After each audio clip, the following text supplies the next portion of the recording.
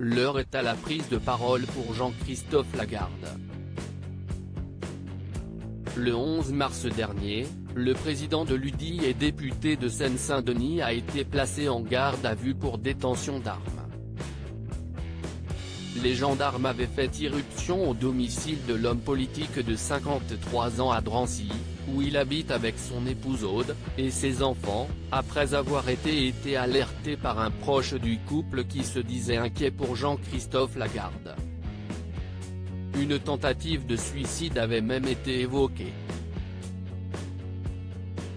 Suite à cet événement, il a, avec son épouse, envie de rassurer les personnes qui s'inquiètent honnêtement pour eux, comme il le fait savoir dans les colonnes du Parisien, avec qui il s'est entretenu 3 jours après sa garde à vue.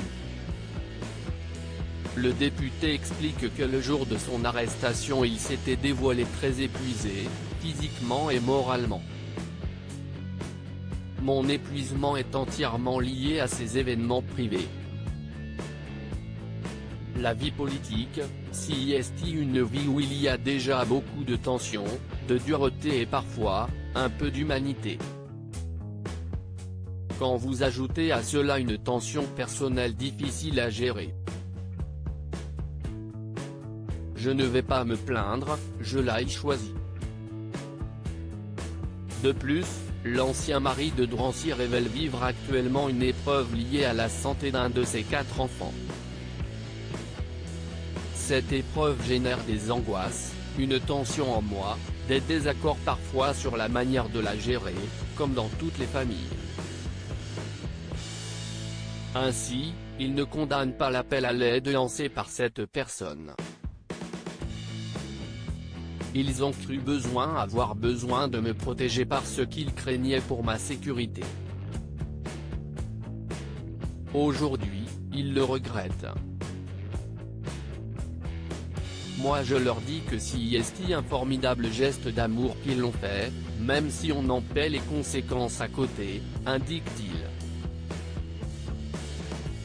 Jean-Christophe Lagarde nie la tentative de suicide. Le député l'assure, il n'a pas tenté de mettre fin à ses jours cette soirée-là.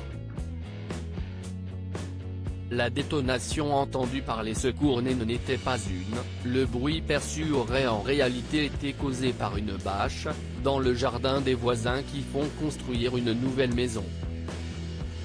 Puis il l'assure, il n'y a eu aucune menace, aucune violence, aucun danger envers un tiers et aucune intention de violence envers moi-même. Il n'y a jamais eu de coup de feu tiré.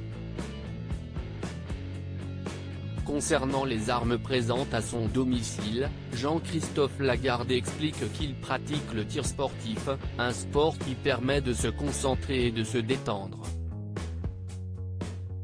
Et précise qu'il ne détient pas d'armes de guerre.